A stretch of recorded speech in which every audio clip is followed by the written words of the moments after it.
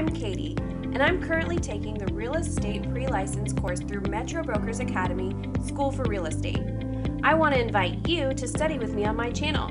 We will review all the chapters individually, as well as the vocabulary you need to know within each chapter. So don't forget to like and subscribe at the end. Without further ado, let's move on to today's topic.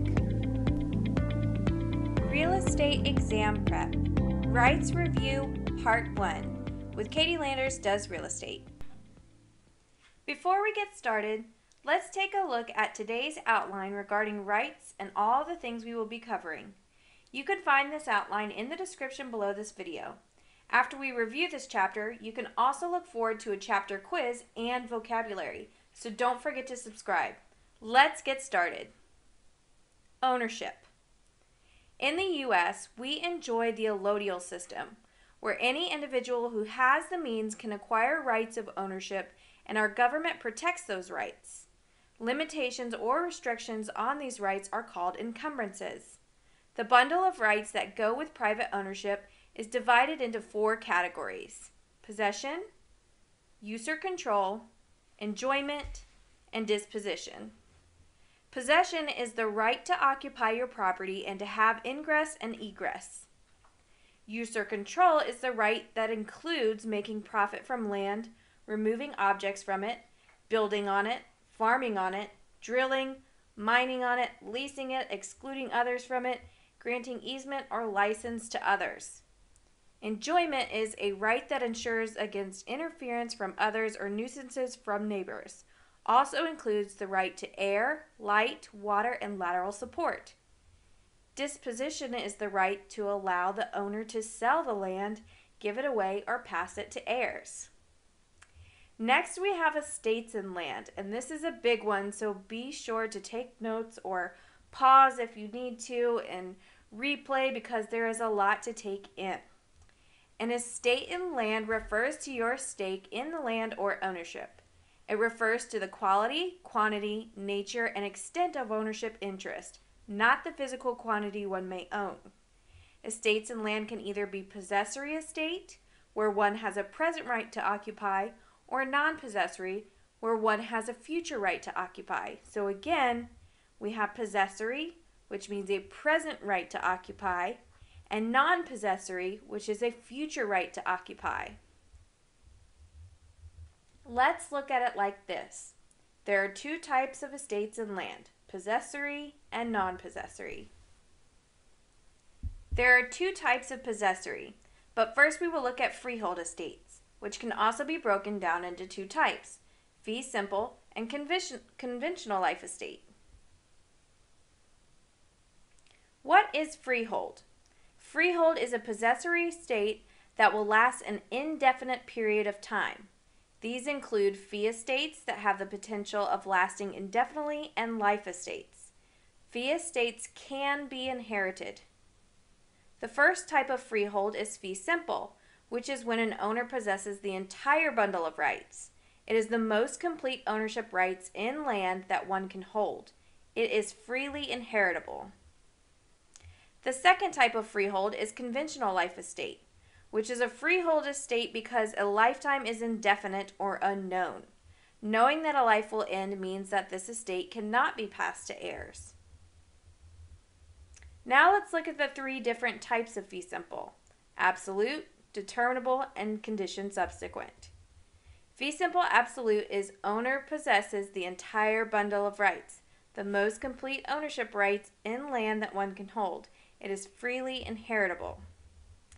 Fee simple determinable is subject to certain conditions or limitations based on time, such as for as long as, during, or until are used in a deed to create this estate. That's very important to remember.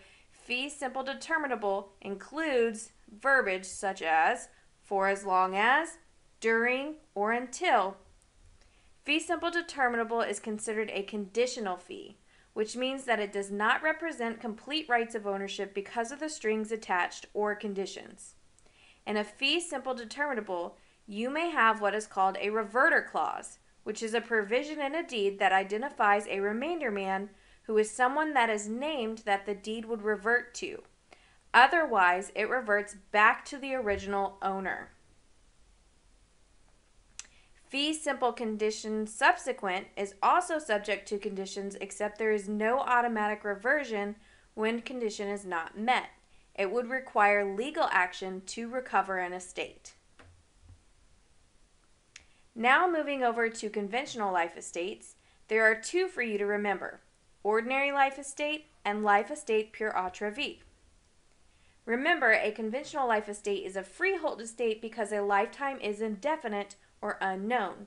Knowing that a life will end means that this estate cannot be passed to heirs. An ordinary life estate is created by a conveyance, which is usually a deed, a will, or a trust. The person receiving this estate is a life tenant. Interest ends when the life ends, then it will revert to the original grantor or remainder man. A life estate pure Autre is when the lifetime of an estate is measured by the life of an individual other than the grantee. The other type of possessory estate in land are leaseholds. We just covered the freehold, now let's discuss the leasehold estates in land. You have estate for years, estate from period to period, estate at will, and estate at sufferance. What is a leasehold? A leasehold is a tenant's or lessee's rights granted by a lease. In a lease, the landlord or lessor conveys the exclusive right of possession to a tenant for a specified period of time in exchange for rent. The first type of leasehold is estate for years, which is a lease agreement that gives the tenant exclusive possession of a property for a specified period of time. It has a start date and an end date. Second, you have the estate from period to period leasehold, which is a lease agreement that gives the tenant exclusive possession of a property for the term covered by the first rent payment and each time another payment is made. The right is automatically renewed for a period of equal length. Third, you have an estate at will leasehold. A tenancy at will is usually a temporary arrangement in which the tenant can occupy the property for an unspecified period of time. Lastly, you have an estate at sufferance leasehold, which arises when a tenant who is legally renting continues to remain in possession after the terms of the lease have expired. This is also called a holdover tenant. We've discussed possessory estates in land, so let's now take a look at non-possessory estates in land.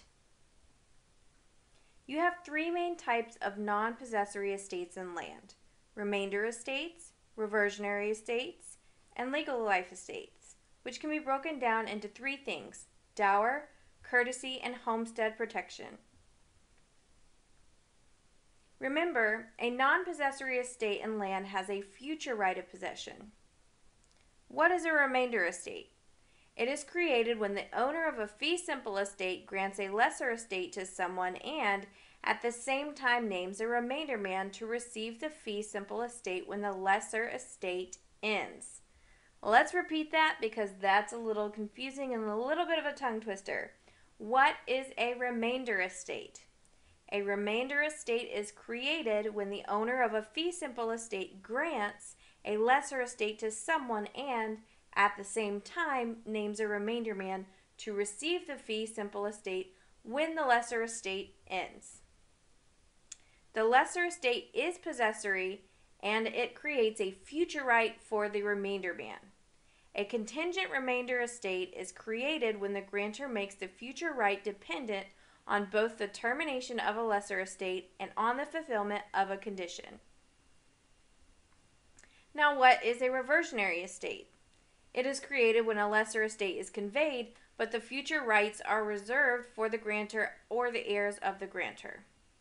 Whenever there are future interests involved, like a life tenant, they cannot waste the property, meaning they must pay the taxes and mortgages, and they cannot substantially alter the property or deteriorate its value. What is a legal life estate? Legal life estates are created by law, and there are three different types to remember. What is a dower? It's a wife's right to 1/3 to 1/2 interest in any property her husband owns. It is transferable at the time of death, assuming he dies first. You have two types of dowers: in-shoat dower, which is while the husband lives, and consummate dower, which is once the husband dies. Now, what is a courtesy? The courtesy is a husband's right to 1/3 life estate, and it is defeated if the husband deserts a wife. What is the homestead protection? It is a right that protects a primary residence from a forced sale to satisfy debts and judgments. Homestead protection may also protect a family residence from sale to satisfy the debts of a deceased breadwinner. Now, don't confuse this with homestead exemption, as that is a property tax benefit granted to owners for their principal residence. Now, that's it for Rights Review Part 1. On Rights Review Part 2, we will be going over encumbrances, liens, easements, private restrictions, and encroachments. So be sure to like and subscribe to see more. And that's all I have for today's topic, folks. Thank you for studying with me, and don't forget to like and subscribe for more content.